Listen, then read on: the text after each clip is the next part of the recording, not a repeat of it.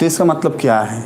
हैं, तो आप सबको हमने आपको समझाया था क्या कि m अगर 3 है तो इसका सीधा सा मतलब ये है कि भैया जो इमेज है ना, हाँ, जो भी इमेज बना है वो थ्राइस है।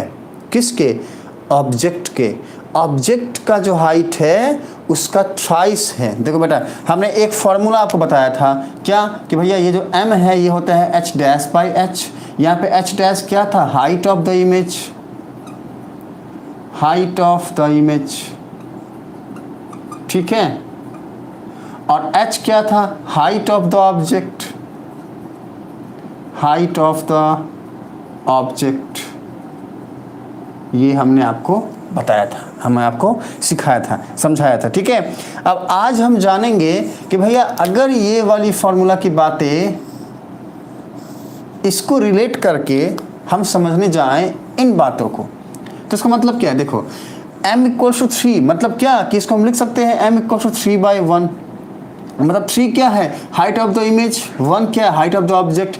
मतलब ऑब्जेक्ट का जो हाइट है उससे इमेज का हाइट थ्राइस है। इसका मतलब क्या है कि भैया इमेज जो है वो बड़ा है, बिगर है, और जो हमारा ये ऑब्जेक्ट है, हाइट की बात कर रही है हम यहाँ पे, हाँ कर रहे हैं, हाइट जो है ऑब्जेक्ट का वो छोटा है। This the observation we have. हाँ, अब समझो कि जरूरी नहीं है कि सारे के सारे पॉजिटिव वैल्यू आएंगे, क्या पता नेगेटिव आ जाए, क्या पता नेगेटिव आ जाए। तो अगर नेगेटिव आए तो क्या होगा, अगर पॉजिटिव आए तो क्या होगा? मतलब यहाँ पे जो साइन है ये क्या इंडिकेट करता है और ये जो नंबर है ये क्या इंडिकेट करता है, इसको हम समझते हैं बच्चा। तो इसका जो स्टैंडर्ड फॉर्म होता है वो क्या होता है? m equals two plus minus n, ठीक है। इसको समझिएगा।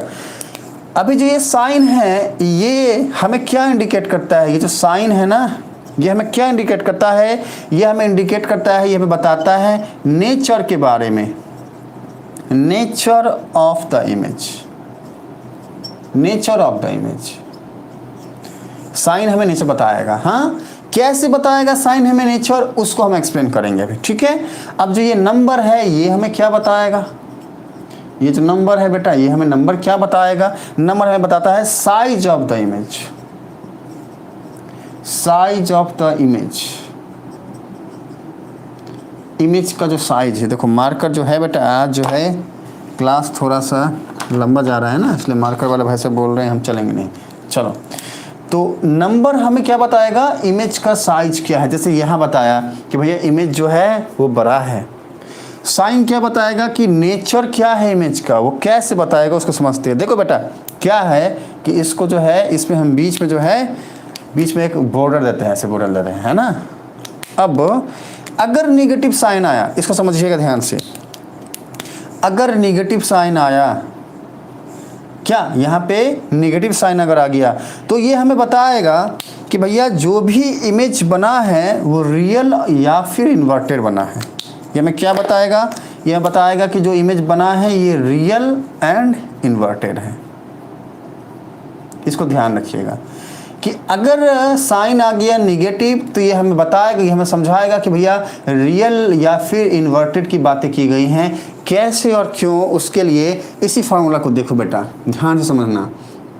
अगर हम इमेज की हाइट देखो, ऑब्जेक्ट का हाइट का साइन तो फाइनल है कि भैया ऑब्जेक्ट हमेशा ऊपर लेते हैं और उसका साइन हम पॉजिटिव में लेते हैं। तो डिफरेंस कहाँ से आता है उसको समझो।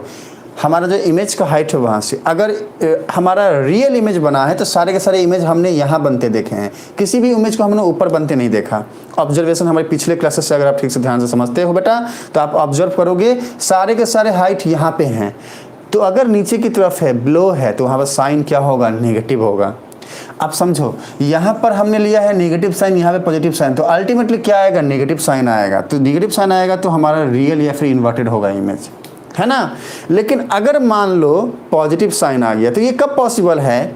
जब ऑब्जेक्ट का साइन पॉजिटिव हो, साथ में इमेज भी पॉजिटिव हो, मतलब ऊपर की तरफ बना हो। और ऊपर की तरफ जितने भी इमेज के हाइट है वो दो ही केस बना है बेटा, एक तो कनकेव के केस में 6 वाला और एक कन्वेक्स के केस में 2nd वाला, जहां पर हमारा जो इमेज है ये ऊपर की तरफ राइट साइड में बन रहा है और वहां पर हम उसके साइन को पॉजिटिव लेते हैं। तो पॉजिटिव बाय पॉजिटिव क्या होता है? पॉजिटिव ही होता है बच्चे, है ना।